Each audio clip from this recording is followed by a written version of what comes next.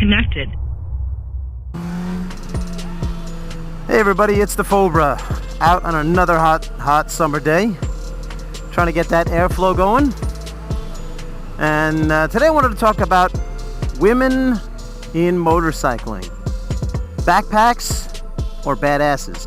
Now, there's been a video circulating around lately. It's a terrible video, actually. It's about a rider with a passenger, female passenger, and made a bad decision to go through a red light, and she got smashed all to bits. And you know, I really pray that she's okay, but it sure didn't look like it when we saw her, what had happened to her leg. And it's a pretty graphic video, so I mean, I wouldn't recommend people watch it if you're squeamish. But in any case, I started thinking about women. They're called backpacks when they're on the back of a bike, and it's funny to me because it's used as such a derogatory word when, well, to some people, when, to be honest with you, it's not really a bad thing for a woman to be on a motorcycle, the back of a motorcycle, let's say, as a backpack. And I think the backpack signifies that she is just along for the ride and not doing anything, and has no kind of no role on the motorcycle. Now, if you've seen Clutch First, when A's on the back, she does an incredible job of riding. Yes, she's on the back, but she's certainly not a backpack strapped to his back doing nothing at all, because that's just stupid. You know, she's leaning with him, she knows where he's going, she knows him as a rider, and she's just as much an asset on that motorcycle as he is. So that's one thing. Now, is everybody fit to be a backpack? And I use that word with respect. No. You know, there are women who like to ride. Now, when you think of women who ride, you know, some people think about some toothless, big, hairy woman in a leather vest or something. And hey, listen, no offense to those people. There might be a couple out there. But what I'm saying is, why is that the image of female motorcycling? You know, there are people out there like Brittany Morrow from Icon, and she was a passenger, and because of horrific things that happened to her, she kind of rose above that, and I have tremendous respect for her because of that. She's not a backpack, she's a badass. You know, she's riding her R6 or her Street Triple all over the place, you know, a lot more than I ride. You know, she's definitely more badass a rider than I am. I'm just going to be honest here. But that's Brittany.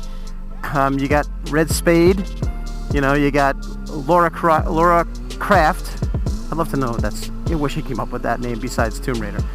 But in any event, these women, they don't exactly personify female motorcycling.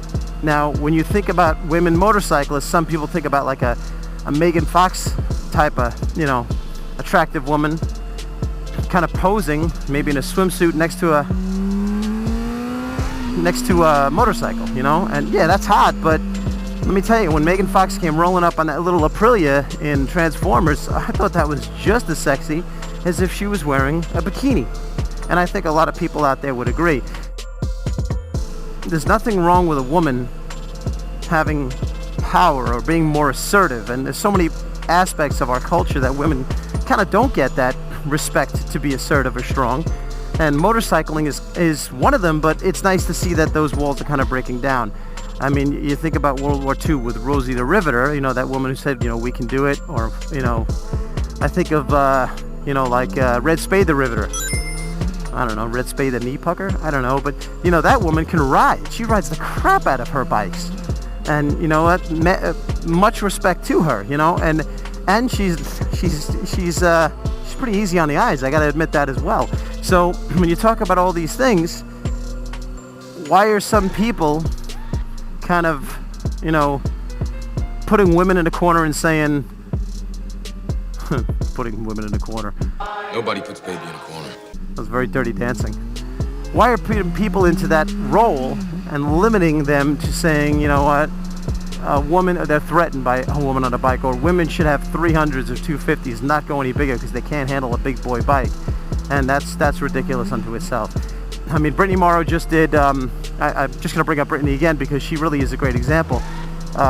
She did that Sister Centennial run, or a part of it. She went up Pikes Peak, and that was a charity run that was named after these two women in 1916 who, because they couldn't get into the military except as nurses, they traveled across the country in 1916 on Indian motorcycles, and that's amazing. So these women in 2016 did the same. They went from New York to Los Angeles cross country, and there was some men involved as well, but I mean, that's neither here nor there.